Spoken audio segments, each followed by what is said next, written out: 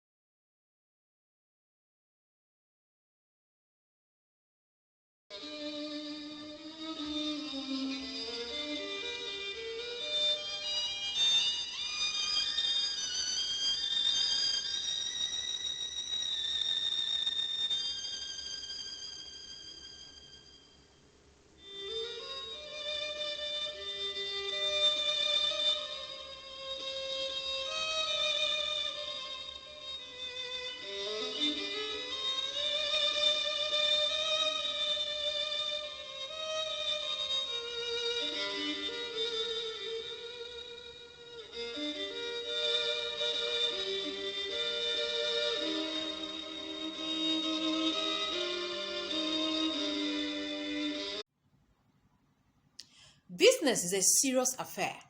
Those who treat it casually soon become casualties. I take that again.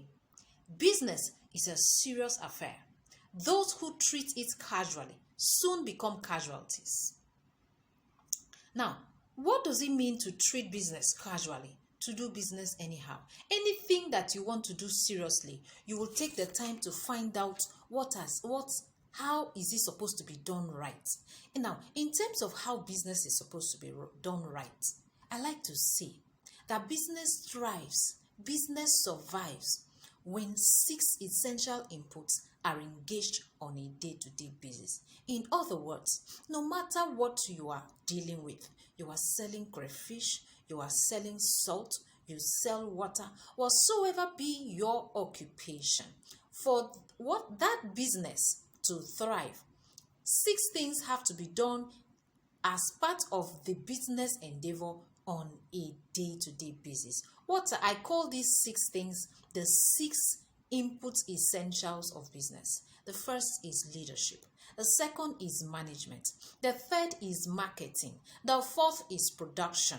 The fifth is administration. And the sixth is human resource management. I take that again.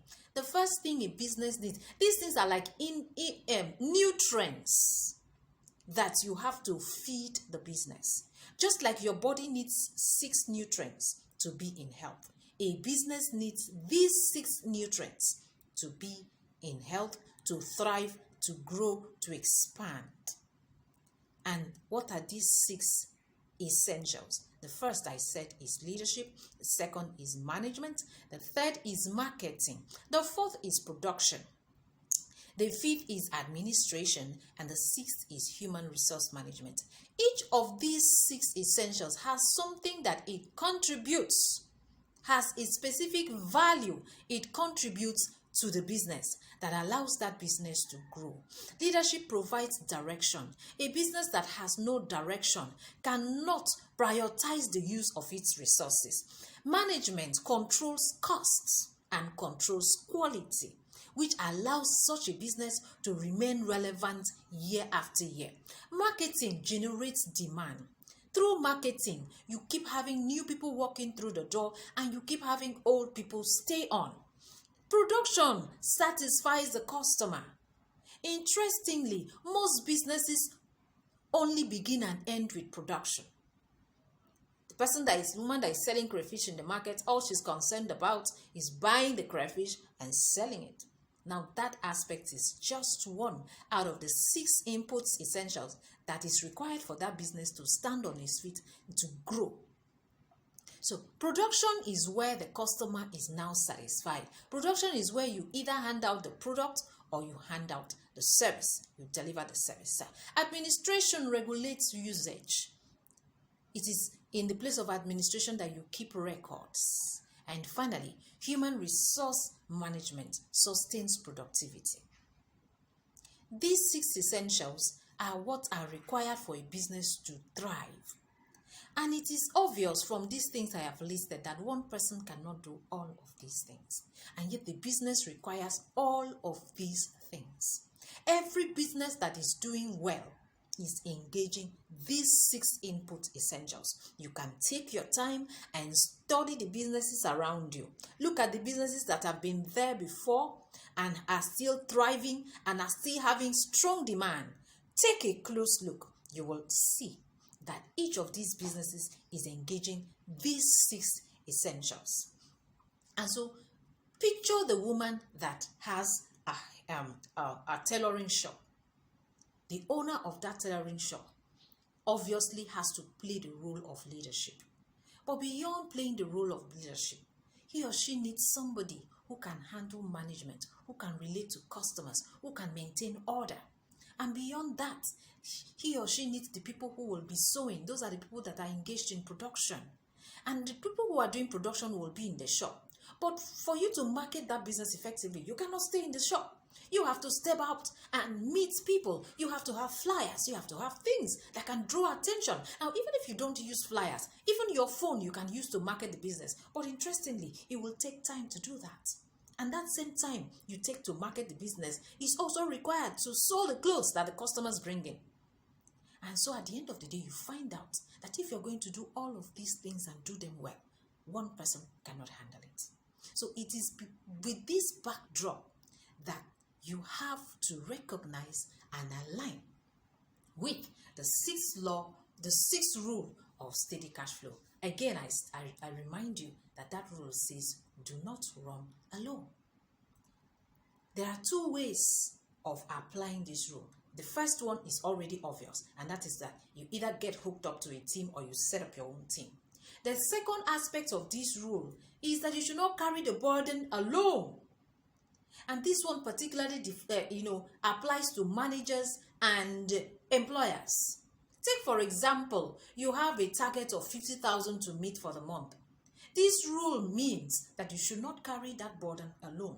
You should not be the only one that knows that you have to meet the target of 50,000. In fact, everybody that is working on the business should have a quota of that 50,000 that they are mandated to bring in. Now, when that happens, the law of synergy will come into effect. The law of synergy, the simplest way to state that law is that one person will chase 1,000 and two people will chase 10,000. Beat the difference between 1,000, which is your limit when you're working alone, and 5,000, which is your limit when you have even one person join efforts with you. And so the second aspect of running with this law is that you should not carry the burden of the business alone.